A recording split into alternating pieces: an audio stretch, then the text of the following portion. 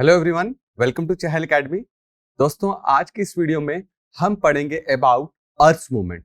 अर्थ movement मतलब rotation and revolution of अर्थ।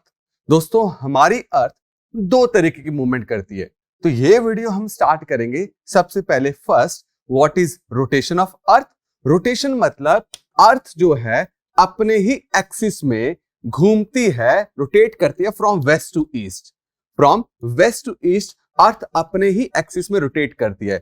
और अगर आप नॉर्थ पोल से देखोगे, this is north pole, this is south pole. अगर आप नॉर्थ पोल से देखोगे तो आपको अर्थ एंटी क्लॉकवाइज रोटेट करते हुए दिखेगी।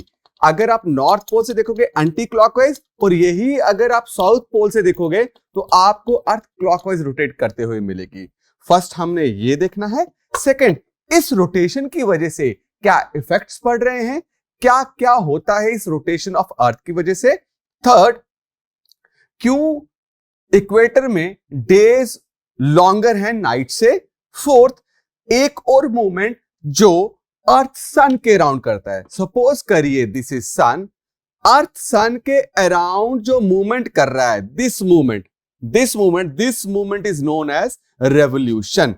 और इस रेवोल्यूशन की वजह से हमें कुछ पर्टिकुलर डेज को हमने नाम दिया है, जो हम पढ़ेंगे फिफ्थ सॉल्स्टिस में, और सिक्स इक्विनॉक्सिस क्या होते हैं। तो दोस्तों, आइए स्टार्ट करते हैं विद द रोटेशन ऑफ अर्थ।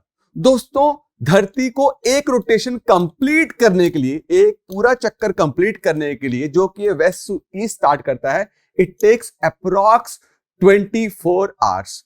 और इस एक रोटेशन में होता क्या है, हमें डेज एंड नाइट्स देखने को मिलते हैं, दिन और रात किस मूवमेंट के कारण हो रहा है अर्थ के, that is because of rotation of earth. Suppose करिए दिस इज सन, इमेजिन कि यहां पे सन है, तो ये पॉइंट जो है, ये जो अभी सन के सामने नहीं है, तो यहां पे क्या होगा, अंधेरा, नाइट।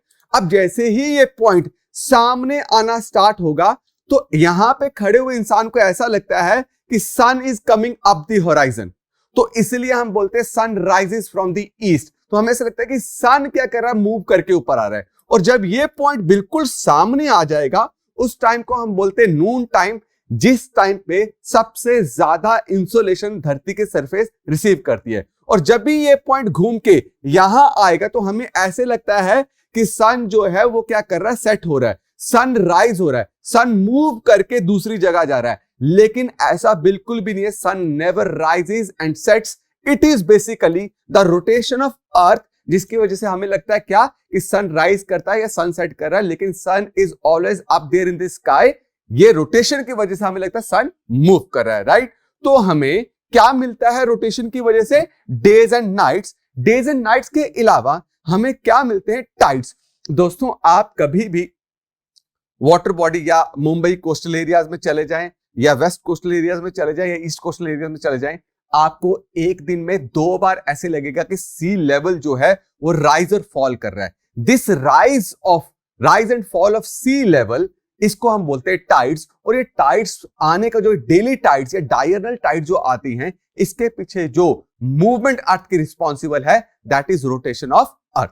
इसके अलावा रोटेशन ऑफ अर्थ जो है वो ओशन करंट्स और विंड्स को भी डिफ्लेक्ट करते हैं। मैं आपको बोल रहा हूं कि आप ए पॉइंट से बी पॉइंट तक जाए, पॉइंट नंबर ए से पॉइंट नंबर बी में जाए, तो आप इजीली स्ट्रेट लाइन में पॉइंट ए से पॉइंट में बी में पहुंच जाएंगे। लेकिन आप सपोज करो मेरे दोनों हाथों के बीच में कोई ऐसा ऑब्जेक्ट है जिसके ऊपर आपको ट्रेवल करके ए पॉइंट से बी पॉइंट में पहुंच रहा है, जो मूव कर रहा है, जो रोटेशन में है, ठीक है। तो क्या आप एक स्ट्रेट पाथ फॉलो करके पॉइंट ए से पॉइंट बी में पहुंच पाएंगे? नहीं, आपको डिफ्लेक्शन होगी यहां से यहां जाते हुए। वो डिफ्लेक्शन बेसिकली क्यों हुई? Because of the rotation of this place. तो आप सोचिए कि अगर अर्थ बाई चांस रोटेट कर रहा है, तो क्या अगर विंड यहां से यहां मूव करने की कोशिश कर रही है, तो क्या स्ट्रेट पाथ फॉलो कर पाएगी? नहीं, उसे डिफ्लेक्शन होगी। ये डिफ्लेक्शन जो होती है, it is because of the Coriolis force. और कोरियोलिस फोर्स किसके वजह से प्रोड्यूस होती है? It is because of rotation of earth.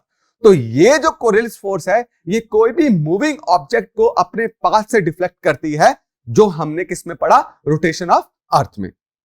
Now your second movement is revolution. दोस्तों, सबसे पहली बात, आप अगर देख रहे होंगे, अर्थ जो है सीधी नहीं है, सीधी अर्थ होनी थी ऐसे, लेकिन आप हमेशा अपने ग्लोब में देखते हो कि अर्थ टिल्ट है, तो आप इस पोल टू पोल एक्सिस में देखेंगे तो अर्थ कितनी टिल्ट है, 23.5 डिग्री एंगल से अर्थ क्या है, आपकी टिल्ट है। ये tiltation plus revolution of earth responsible है for seasons, for different seasons. याद रखिएगा, अकेला अगर रेवोल्यूशन होता तो कभी सीजन्स नहीं आने थे, और अकेली टिल्टेशन होती तो कभी सीजन नहीं आने थे। It is a combination of revolution plus tiltation जिसकी वजह से सीजन्स आते हैं। और आप देखेंगे होता क्या है कि इस रेवोल्यूशन टिल्टेशन की वजह से हमें लगता है, जैसे आप देखिए ये सन है, इस वक्त अगर टिल्टेशन है तो हमें ऐसे लग रहा है कि सन जो है अपनी रोशनी कहां छोड़ रहा है, नॉर्दर्न साइड में या नॉर्दर्न हेमिस्फीयर में, इक्वेटर के नॉर्थ में। और जब सन यहां अर्थ यहां पे, तो हमें लग रहा है कि अभी अर्थ जो है अपनी रोशनी कहां छोड़ रहा है, सदर्न हेमिस्फीयर में। अगर अर्थ सीधी होती तो सन ने अपनी रोशनी बराबर छोड़नी थी, या सन रेज बराबर पड़ती कहां पे, नॉर्दर्न हेमिस्फीयर में, southern hemisphere. But it is because of tiltation कि इस पॉइंट पे हमें लगता है कि northern hemisphere is facing directly the sun, and at this point southern hemisphere is facing directly the sun. अभी अप्रैल के टाइम पे आपका टेम्परेचर बढ़ रहा है इंडिया में। क्यों बढ़ रहा है? बिकॉज ये चक्कर लगाने के बाद जब अर्थ इस पोजीशन में पहुंच रही है तो नॉर्दर्न हेमिस्फीयर अभी डायरेक्ट रेज रिसीव कर रहा है। अब इंडिया कहां पे है? नॉर्दर्न हेमिस्फीयर में। तो इंडिया इस वक्त क्या कर रहा है? सबसे ज्यादा इंसोलेशन रिसीव कर रहा है, इसलिए हम समर एक्सपीरियंस करते रहेंगे आने वाले 4-5 महीनों में, राइट। लेकिन इसी के कंट्रारी सदर्न हेमिस्फीयर बहुत दूर हो गया सनरे से। तो अभी सदर्न हेमिस्फीयर में जो ऑस्ट्रेलिया एग्जिस्ट करता है, वहां पे आपको देखने को मिला कि वहां पे विंटर हो रहे हैं। तो ऑस्ट्रेलिया न्यूजीलैंड में विंटर्स इसलिए हो रहे हैं बिकॉज वो सन से बहुत दूर है। अब ये सन नॉर्थवर्ड कितना मूव करता है और साउथवर्ड कितना मूव करता है, ये डिसाइड होता है किससे? आपके लैटिट्यूड से। जैसे आपका समर सॉलिस्टिस, ये कब बोलते हैं? 21 जून को सन किसके ऊपर आ जाएगा? सन की नॉर्दर्न लिमिट कहां तक है, कहां तक ये आके नॉर्दर्न लिमिट में रुक जाएगा? Tropic of Cancer. On 21 June sun overheads tropic of Cancer, और इस टाइम पे आप देखेंगे नॉर्दर्न हेमिस्फीयर में लॉन्गेस्ट डे होगा और शॉर्टेस्ट नाइट होगा। और 21 जून को हम इंटरनेशनल योगा डे भी ऑब्जर्व करते हैं। ये जो 21 जून को आपको आर्कटिक सर्कल के बियॉन्ड ये देखने को मिलेगा। अगर अर्थ रोटेट कर रही है, कभी भी सन जो है वो कभी भी होराइजन के नीचे नहीं जाएगा, it is always above the horizon, जिसकी वजह से आपका नॉर्थ पोल क्या करेगा? ऑलमोस्ट पूरे दिन 24 आवर्स डे एक्सपीरियंस करेगा, यहां पे नाइट नहीं होगी। इसी के कंट्रारी जब सन ट्रॉपिक ऑफ कैंसर में है तो साउथ पोल पूरे दिन नाइट ऑब्जर्व करेगा, राइट। तो what is summer solstice? Summer solstice के टाइम पे ये ऐसी पोजीशन है बिटवीन अर्थ एंड सन जहां पे सन नॉर्दर्न लिमिट तक कहां पहुंचता है? ट्रॉपिक ऑफ कैंसर तक पहुंचता है, राइट। नाउ विंटर सॉल्स्टिस क्या हो गया? अब जब यहां से घूम के यहां अर्थ आई तो अभी सन डायरेक्टली किसको फेस कर रहा है? Southern hemisphere. ऐसे लग रहा है कि हमें सन नीचे आ गया है, लेकिन क्या सन नीचे ऊपर जा रहा है? सन तो स्टैटिक है। It is because of revolution of अर्थ कि हमें लगता है कि सन नॉर्थ और साउथ मूव कर रहा है। इसी नॉर्थवर्ड साउथवर्ड मूवमेंट को हम बोलते हैं अपेरेंट मूवमेंट ऑफ द सन। अब जब अर्थ यहां पहुंची तो सन डायरेक्टली किसके ऊपर है? Southern hemisphere. अब सन की लिमिट क्या है डायरेक्ट रेज छोड़ने की? It is decided by a latitude called tropic of Capricorn. So on 22 December sun overheads tropic of Capricorn, and on this day southern hemisphere experiences longest day. इसी के contrary जो आपका northern hemisphere बहुत दूर हो चुका है, नॉर्दर्न हेमिस्फीयर क्या एक्सपीरियंस करेगा? Longest night and shortest day.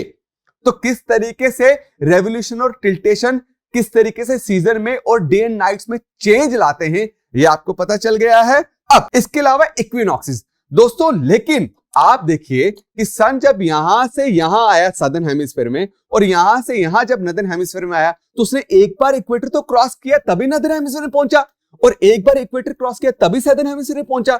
अब सन जो है वो वर्टिकली इक्वेटर के ऊपर कब आता है? वो आता है 21 मार्च एंड 23 सितंबर। और इन दिन में, इन 2 दिनों में हमें क्या देखने को मिलता है कि पूरे अर्थ में आपको 12 घंटे का दिन, 12 घंटे की रात देखने को मिलेगी। और इसी 12 आवर्स डे और 12 आवर्स नाइट को हम क्या बोलते हैं? इक्विनॉक्सेस। तो दोस्तों, I hope you got the whole information related to rotation and revolution of the earth. दोस्तों, ज्योग्राफी की ऐसी ही वीडियो को आसान भाषा में समझने के लिए keep following Chahal academy. I will see you next video. Thank you so much.